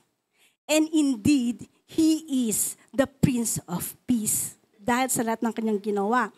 Only through Jesus, we can reconcile with God and experience shalom. It is the will of God for us to experience peace on earth. Dito pa lang gusto niya na maranasan natin, na matikman yung peace na ino-offer ni Jesus. Hindi lang sa heaven, hindi lang sa eternity. Dito pa lang gusto niya nang ma-experience natin yon. Kaya nararapat lang sa Kanya na tawagin pong Prince of Peace dahil ibinigay niya ang buhay niya para magkaroon lamang tayo ng shalom. Pero hindi siya namatay para lamang po malaman natin lahat ng Kanyang ginawa. Hindi lang po siya namatay para alam natin, okay, alam ko na, yun pala yung ginawa ni Lord. Namatay po siya para ma-experience natin yung peace na in-offer niya sa atin, na dito pa lang mai-experience na natin yun. Regardless of our circumstances, regardless of our troubles and trials. Ayun pa lang na-experience ko na kasi may Diyos ako. May Kristo ako na kaya niya akong hawakan. Peace is readily available for us. It is for us to receive. Kung hindi mo pa ito nararanasan, ang shalom na ibinigay niya, you can come closer to the Lord, our Prince of Peace, and believe and receive His word. Kasi sayang naman po yung pagkamatay ni Jesus kung nalaman lang natin, hindi naman natin na-experience. Kasi desire po ng Lord na magkaroon tayo ng kapayapaan sa buhay. Desire niya po yun. Gustong-gusto niya po yun para sa atin. Ngayon, kahit gaano pa kagulo ang buhay natin, sira ang relasyon natin sa pamilya, kaya po yung i-restore ni Jesus. Di mo alam ang gagawin, naguguluhan ka, natatakot ka, sinabi ng doktor na may sakit ka, ang dami po nating worries. Come to our Prince of Peace dahil napagtagumpayan na po niya yan sa cross. Ano man ang sitwasyon mo sa buhay, always go back on the cross. Always remember Jesus and all the things He has done. Peace is already available for you. Yung peace that does not come from the world. Yung peace that is not based on our circumstances but based on our relationship with the Prince of Peace, who is Jesus Christ. Sino po dito ang may relasyon sa Diyos? Sino po dito ang may relationship na sa Diyos? Sino po dito ang walang peace? Kung may relationship tayo kay Jesus at feeling natin wala pa rin tayong kapayapaan, let's check our relationship with the Prince of Peace. Let's check our relationship with Jesus. Is your relationship with God intact? Intact pa rin po ba? I-check po natin kung may natatago pa tayong kasalanan. I-confess po natin yan sa Diyos with all honesty. Kasi yung kasalanan na yan po ang maglalayo sa atin para makamit yung gusto nating kapayapaan. Sin will never leave us in peace. Ayaw po ng Diyos ang kasalanan, kaya guguluhin tayo niyan. Sin causes chaos. Akala lang natin, pwede nating itago yung kasalanan natin, pero hindi tayo niyan bibigyan ng kapayapaan. Mahihirapan tayong maranasan yung wholeness, yung completeness, yung contentment, yung well-being, kung mamumuhay pa rin po tayo sa kasalanan. So we need to deal with it. Kailangan na po natin itong harapin. Kailangan na po natin ibigay ito sa paanan ng ating Panginoong Jesus. So we can come before our Prince of Peace and confess. Again, napagtagumpayan na po iyan ng ating Panginoong Jesus. Wala na pong mahirap sa ating Diyos. Gusto ng Diyos na magkaroon tayo ng buhay na may kapayapaan. Willing na willing po siyang ibigay ito sa'yo. Dahil sabi ko nga po, yun po ang desire ng Diyos sa bawat isa sa atin. Bata ka man, matanda ka man, may hirap, mayaman, bawat isa sa atin gusto ng Diyos ibigay natin yung peace natin ibigay yung peace niya sa atin. Peace is receiving the Prince of Peace in your life. Namatay po siya para i-restore ang peace na dapat na na-experience natin ngayon. At dahil dito, He deserves to be exalted. Amen? Sobra-sobra po ang ginawa ng Diyos para mabuo lang tayong ulit. Let us exalt Him. Kung galing sa puso natin ang pasasalamat, pagsamba sa kataas-taasang Diyos na lubos-lubos, na dapat ay lubos-lubos ang pasasalamat natin sa Kanya. Kaya po,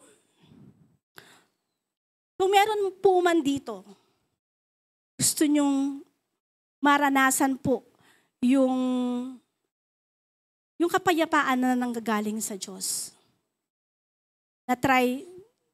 Maybe nadaan ka sa online na ito, na-try mo na lahat ng bagay kasi hinahanap mo yung peace. Subukan mo si Jesus Christ. Tanggapin mo si Jesus Christ. Tanggapin mo yung pagmamahal na ibinibigay niya sa'yo. Yung kapayapaan na ino-offer sa'yo ng Diyos. Tanggapin mo lang si Jesus Christ sa puso mo. You can utter a prayer. Kung ikaw po ito, while all heads are bowed, and while eyes are closed, kung ikaw po ito, gusto ko po, Panginoon, yung kapayapaang ino-offer mo. Marami na po ako nakapagdaanan sa buhay. Ang gulo-gulo ng buhay na dinaanan mo. At gusto ko yung peace mo, Panginoon. Pwede niyo pong itaas yung kamay mo. Pwede niyo pong isurrender sa Panginoon lahat ng bigat, kaguluhan na meron ka. Kung gusto mo maging buo, kung gusto mo ng lahat ng inoffer sa'yo ng Diyos sa cross, gusto mo ko na ito, malaya pong itaas nyo ang kamay nyo sa ating Panginoon. Thank you for that hand. Nakikita po iyan ng ating Panginoon. And maaari po kayong sumunod sa aking panalangin. Panginoon, salamat po, Jesus, dahil naririyan ang kapayapaang gusto mong ibigay sa akin. Gusto ko po ng kapayapaang yan. Gusto po kitang tanggapin sa buhay ko bilang aking Diyos at tagapagligtas. Gusto ko pong maging buo muli na kasama ka. Gusto ko pong maging magaan ang buhay ko na kasama ka. Dahil sa ganang akin, hindi ko po ito kaya. Pero ikaw, Panginoong Jesus, kayang-kaya mo po ako mahalin. Kayang-kaya mong ibigay ang peace na ito. At sino-surrender ko ang buhay ko sa iyo. Humihingi ako ng kapatawaran sa aking mga kasalanan. At ikaw na po ang maging Diyos at Savior ng buhay ko. Ito po ang aking dalangin sa tanging pangalan ni Jesus. Amen and amen. Thank you, Jesus.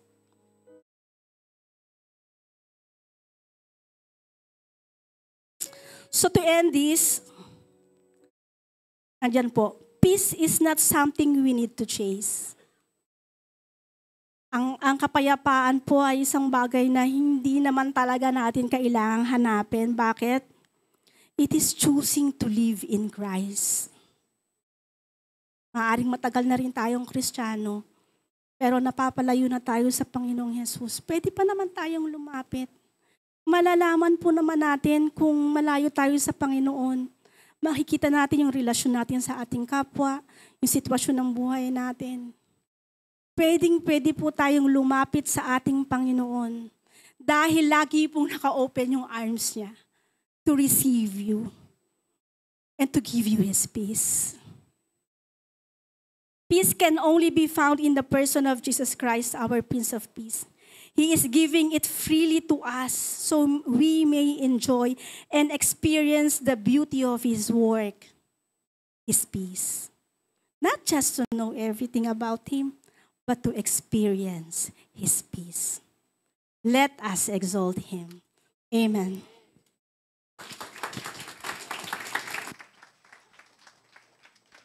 Thank you, Ate Edith.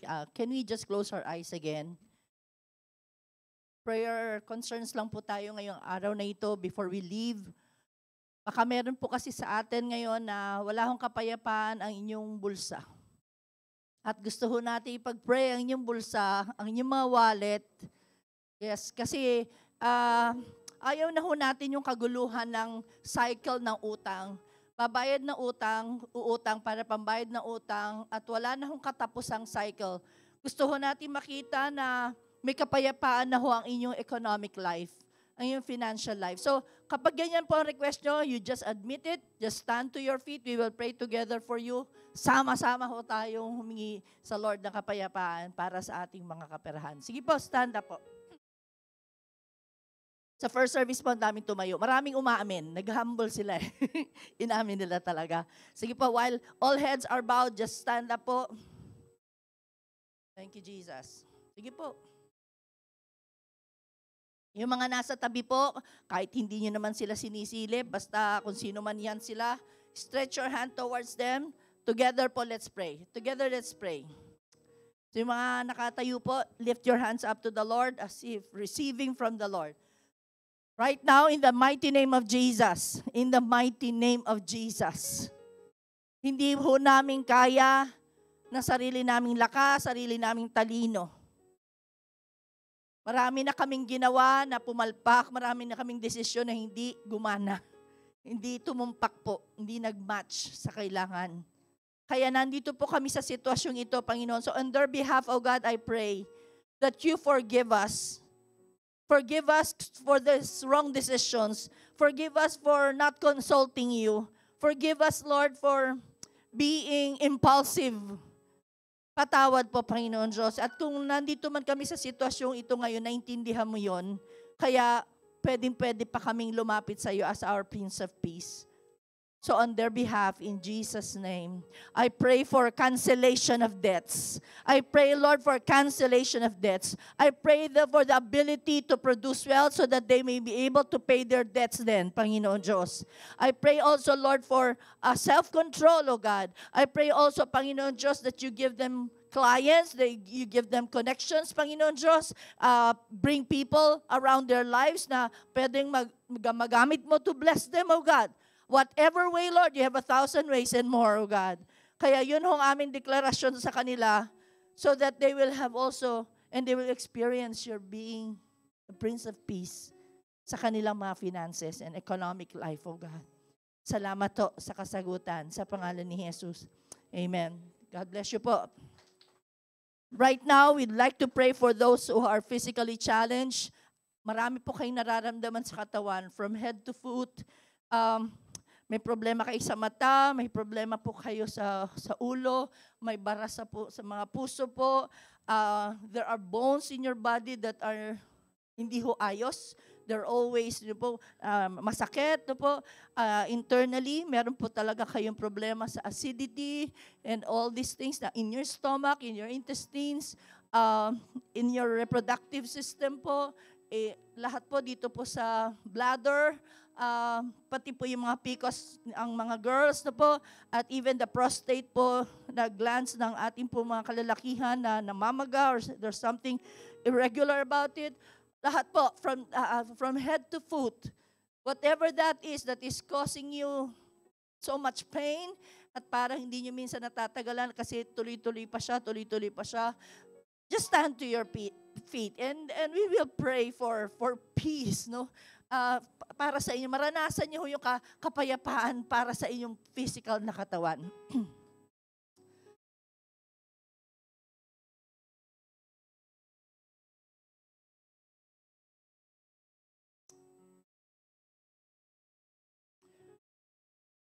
Raise your hand, people.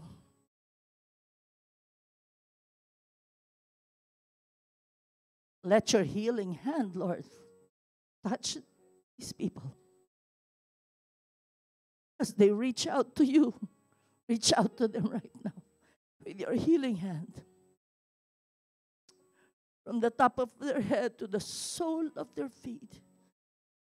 At bawat himay-may po ng kanilang katawan. Bawat cancer cells na hindi ho kailangan ng katawan nila. Lahat ho ng mga bukol, Panginoon, anything that is in excess po, in the name of Jesus, remove them, God. And there will be alignment, Panginoon, alignment of our bodies to your design sa amin, Panginoon Diyos. Salamat ho. Salamat ho. Maayos na eyesight, oh God, in the name of Jesus. Hearing po, na kahit parang sabi natin, imposible, Lord, grant them healing sa kanilang pagdinig, Panginoon, so they can hear you well. They can hear your sermons or messages, oh God. Salamat po, Panginoon, sa pag-heal ng puso po, Panginoon. Literally, the heart, Lord, and yung pagbabara dyan in the name of Jesus. In the name of Jesus. Panginoon, alam din naman po namin na nasa flesh kami, hindi naman talaga kami magtatagal sa mundong ito. Kasi panglangit naman talaga kami. Pero salamat po na kahit nandito po kami sa mundo, pwedeng-pwede at gustong-gusto mong patikimin po kami ng iyong kaluwalhatian through healing of our bodies. Thank you. Thank you. Not only for ourselves, para ma-enjoy lang namin ang buhay, para may quality, but to serve you, Lord. To serve you, Lord. We want to serve you more and more, Panginoon Diyos. Kaya pagalingin niyo po kami, Panginoon Diyos. Salamat po.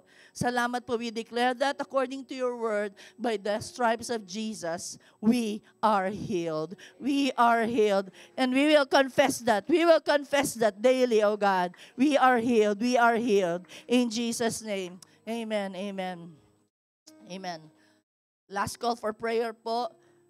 Yung mga walang kapayapaan po sa pamilya. Your home is not a sweet, sweet home. It's not a sweet home. Baka ayaw niyong umuwi sa bahay niyo because it's a chaotic home.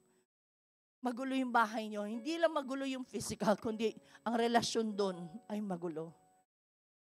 Akala niyo lang tahimik kasi nagwo-walk out lahat. Akala niyo lang tahimik kasi kanya-kanyang kwarto. Hindi kasi nag-uusap. Pero yung isang tahanan na nandoon ng Prince of Peace, nagkakantahan, nagkikwentuhan, konting away, nagbabate. Kasi alam nila ang prinsipe ng kapayapaan nandun sa loob. Hindi lang ho sa bahay, kundi sa opisina natin. Baka sa opisina nyo din, ayaw na ayaw, you dread going to the office because nandun na naman yung mga kaaway nyo, yung mga namubuli sa inyo. Basta magulo sa opisina din ninyo. And you want out. But maybe God brought you there for a purpose, no? Sige po, tayo, habang nakapikit hong lahat ho na gusto magpa-pray po tungkol sa kaayusan ng kanilang pamilya, ng mga opisina at anumang grupo, please stand. As an act of faith po ninyo, stand so that it will have solution na po. Yes po. Yes. Thank you, God. Yes. Thank you, Lord. Thank you, God. Thank you, Jesus. Baka po may mga nagpapasaway na anak, meron pong nagpapasaway din na magulang. May mga extended family na sometimes they are causing also trouble sa bahay ninyo. Just stand to your feet. Ang sarap pong umuwi sa pamilya na harmonious. No po? Hallelujah. Hallelujah. Yung mga tao po sa tabi ninyo, Mga nakatabi sa kanila, please, can you stretch your hand towards them? Oh, Father. Jesus, the Prince of Peace, be the host of their homes. Be the host of their homes, that every one of the family members will come to know you, Lord. Doon lang naman magkakaroon ng kapayapaan pag nandun ka lagi sa bawat puso nila eh. So I pray that in your marvelous, miraculous way, every person in the clan, in the family, will come to know you and encounter you, God. In the mighty name of Jesus. Yung parang imposible mga senaryo. Para imposible na magkakabati. Para imposible na, Lord, kayang-kaya mo yung matigas na puso palambutin po, Panginoon. Panginoon, kumilos po kayo sa bawat household. Bago pa man po kayo dumating, Panginoon Diyos, we want to experience a happy, harmonious home filled with the peace and joy of God. Let it be so. Let it be so. In the mighty name of Jesus, come to the rescue of these families, these offices, oh God. This friendship, Lord, na nagkakagulo-gulo, Lord, be the sender of these friendships. Thank you, Lord. Thank you, Lord. In Jesus' name.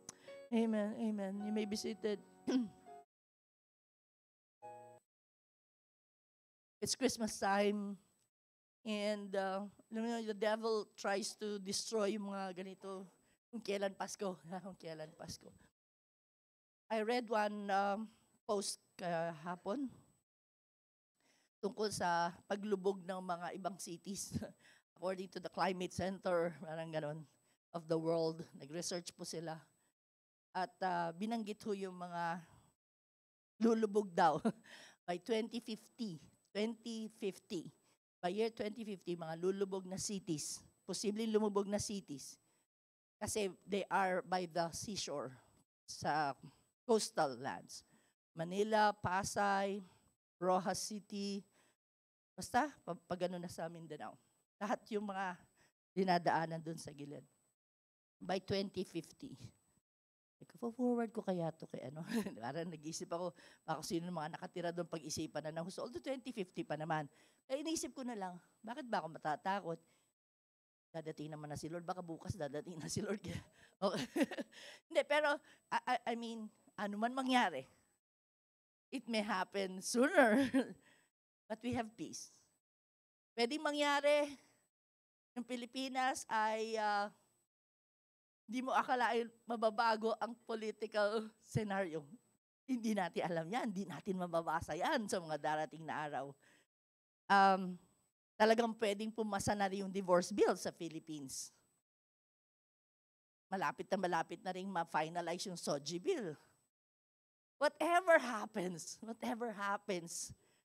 papayagan ng Lord lahat ng bagay na yan. But rest assured, the Prince of Peace is in control. Amen? Amen. Thank you, Lord. Kaya yung mga single pa hanggang ngayon, ay payapa kayo talaga. Oo. Pag nag-asawa kayo, baka hindi. Joke lang. Joke lang. Salamat sa Diyos. Okay? In view of that, as the Lord has impressed upon my heart when I was praying 3 weeks ago, because I was asking the Lord for guidance again for 2025. Lord, ano gusto niyong gawin sa Foursquare, sa J-Club? Ano pong gusto niyo? So last year, I prayed that prayer and He sent and impressed upon me the Solid Rock series. So from January to December, if you notice that, the Solid Rock series, we talked about God's Word, God's character, God's will, and God's church. In the 2025, God is so good. The Holy Spirit is so matalino. Giving ideas. The next year, 2025, will be our Shalom year. So yan po ang aking deklarasyon. It is a Shalom year, our journey with God. Po, Shalom year. Para yung wholeness ng bawat isa. We're so whole. We're not broken anymore. Buong-buo po tayo. Okay? So be excited for 2025. At bukas po, simula na ho ng sambagabi. Gabi-gabi po yun. Gabi-gabi. This is evangelistic SG. Evangelistic because we want people to know Jesus during our sambang gabi. So, lagi hong may element of evangelism. So, if that is the case, you can always bring people here anytime. Okay? Any time of the week. 7 to 8 p.m. Kasi hindi churchy po masyado yung ating dating pag sambang gabi. Parang ano lang siya, chill lang, cool lang, mababaw lang. Na mababaw yung hindi po katulad dito, so formal. Kaya bring somebody if you want them to know Jesus. 7 o'clock, let them encounter Jesus. May konting kainan, may konting pakulo ang mga departments. May mga special numbers, we don't know. Mga surprise. And meron din silang, hindi ko alam kung may raffle lahat. But I'm sure there'll be fellowship na po. And masaya lang po every night. Okay? So don't miss that. Gabi-gabi po, meron tayong special. At bawat department po ay hahawak ng bawat pong programa. And sa 25 po, alam ko po talaga, a challenge sa lahat kasi napuyat na kayo ng 24. Kaya hindi na ho namin siningit ng 24 yung service kasi marami nagdadahilan, kasi pastora, gagawa pa ako ng fruit salad kaya hindi ako makapunta ng 24. Okay. So tapos na yung fruit salad, nakain nyo na. Kinabukasan. Konting effort na lang po na to come, join us. And also sa Sunday, huwag kayong mawawala po. Huwag kayong mawawala sa Sunday. Kasi doon mag-a-announce ng mga kung anong dapat i-announce natin for the last week of the year. Praise God. Tayo po ito maying lahat.